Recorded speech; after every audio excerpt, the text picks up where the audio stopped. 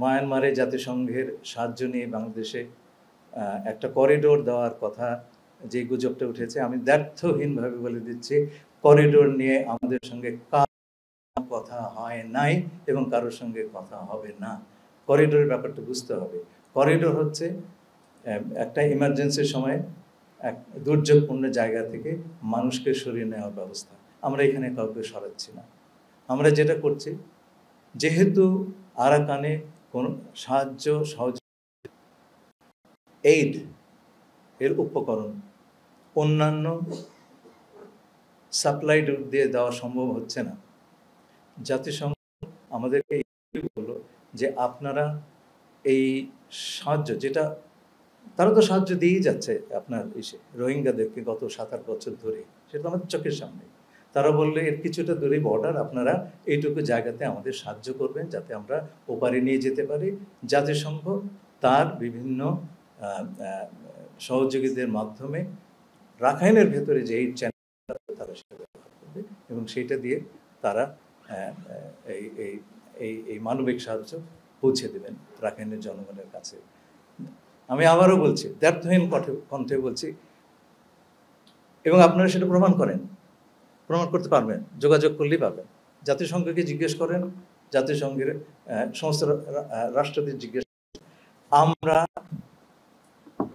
Corridor নিয়ে কারোর সঙ্গে কোনো ধরনের কথা বলি নাই এবং আমরা বলবো না।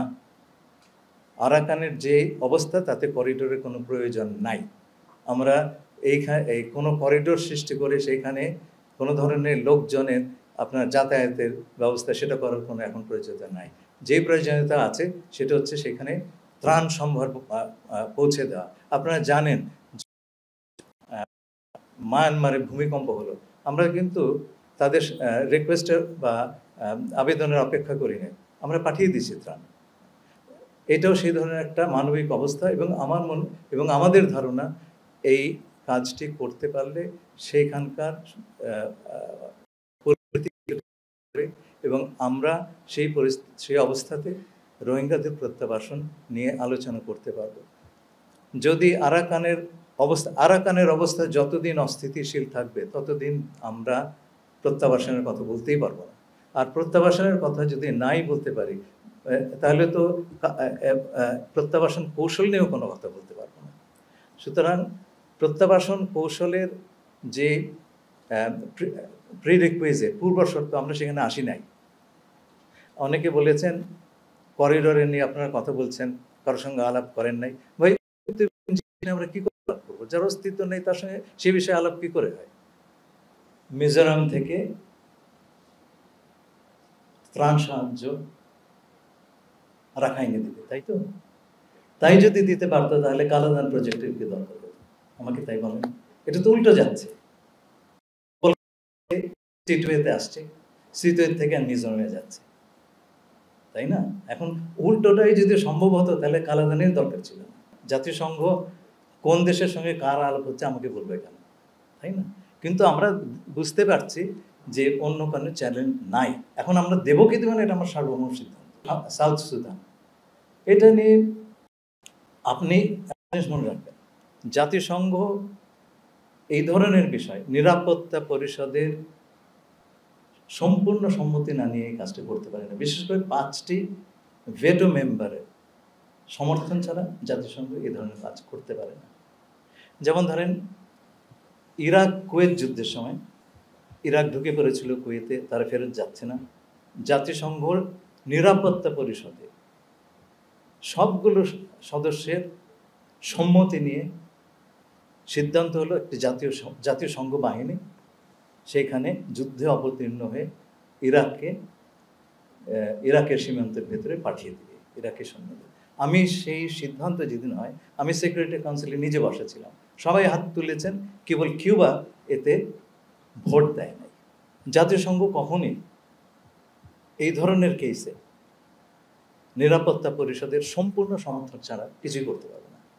এখন আপনি আমাকে বলেন, যদি মিয়ানমারকে কেটে আরাকান বের করে নিতে হয়, চীন এবং রাশিয়া কি ভোট দিবে? তাদের তো 2টা ভেটো আছে। নিরাপত্তা পরিষদে এই বিষয়ে একটা প্রস্তাব গ্রহণের চেষ্টা বেশ কিছু কিছু দেশ করছিল, কিন্তু চীন, রাশিয়া এটাতে একেবারে সম্মত না। আমি বলছি না রাখাইনকে কেটে দাও, আমি বলছি রাখাইনের যে মানবিক অবস্থা সেইটা নিয়ে একটা রেজলিউশন বা একটা ডিসিশন নিরাপত্তা পরিষদ নেওয়ার চেষ্টা ছিল, কিন্তু বিভিন্ন দেশ সেইটার সমর্থন চীন এবং রাশিয়া দেয় নাই। তো এগুলো করা সম্ভব না যদি জাতিসংঘের নিরাপত্তা পরিষদের সকল সদস্য চ্যাপ্টার 7 নামে একটা চ্যাপ্টার আছে জাতিসংঘ সনদে বল প্রয়োগের সঙ্গে, সেইটা ইনভোক করে যদি না করা যায় জাতিসংঘ কোনো যুদ্ধ বা ইত্যাদি জড়িত হতে পারে না, সম্ভব না। এটা জাতিসংঘ আপনার মহাসচিব চাইলেও পারবেন না, তার সেই ক্ষমতা নেই। করিডোর করতে চাইলে হবে, লাগবে। আর আপনি যদি মনে করেন যে না মিয়ানমার আরাকান আর্মি তারা বললো যে ঠিক আছে ভাই আমরা বিপদে পড়েছি, আমাদের দুটো সাহায্য দাও, তোমাদের বাংলাদেশ আপনাদের ছাড়ার কোনো রুট নাই, আপনার সেই কেবল বর্ডারটা পার করে দেবেন, আমরা সবাই অ্যাগ্রিমেন্টে আছি, তখন সেটা আমরা বিবেচনা করব। কিন্তু সেটা বললেই তো হবে না রে ভাই। আরাকান আর্মিকে তো তার ঘরটা গোছাতে হবে। যদি মধ্যে বসে থাকে অ্যাপারথাইড রাষ্ট্র কায়েম করতে চায়, আমরা কেন সাহায্য দিব রে ভাই? ফরেন অ্যাডভাইজারের সঙ্গে আমার তো রোজ কথা হয়, উনি যেটা বলেছিলেন, উনি করিডোর শব্দটা ব্যবহার করেই কিন্তু নিজেকে কারেক্ট করেছিলেন, পাথওয়ে বলেছেন, মুভ উনি that was a slip of tongue and you have to give him that, কিন্তু উনি কারেক্ট করেছিলেন এবং সেই কথাটি আর কখনোই বলেন নাই। এটা কিন্তু খেয়াল করবেন। নীতিগত সিদ্ধান্ত হচ্ছে আমরা বিবেচনা করব, এর বাইরে না। আমাদের সব কিছুই দেখতে হবে। আমাদের ভূখণ্ড ছাড়া অন্যভাবে যদি দেওয়া যায় তাহলে সেভাবে যাবে। মিয়ানমারে পর্যন্ত যুদ্ধের কারণে কোনো জায়গা খুলতে চায়নি, তাদের জন্য একটা ট্যাকটিক্যাল বা স্ট্র্যাটেজিক সমস্যা হতে পারে। এখন তারা যদি খুলতে না চায়, আমরা তো জোর করে খোলাতে পারবো না, তাই না? আমার তো স্বার্থ আছে। যদি দলে দলে লোক না খেয়ে আমার ঘরে ঢুকে যায় তো মুশকিলের কথা। তো আমরা বলছি এইটা হবে আমাদের টার্মসে, আমাদের জাতীয় স্বার্থ রক্ষা করে। যদি আরাকান আর্মি, আবারও বলছে, আরাকান আর্মি যদি এথনিক ক্লিনজিং এর পলিসি তারা চালিয়ে যায়, আরাকান আর্মি রাষ্ট্র সৃষ্টির প্রয়াস করে, আমরা যদি তার ইঙ্গিত দেখি, তাদের সঙ্গে আমাদের কোনো ব্যবসা বাণিজ্য নাই।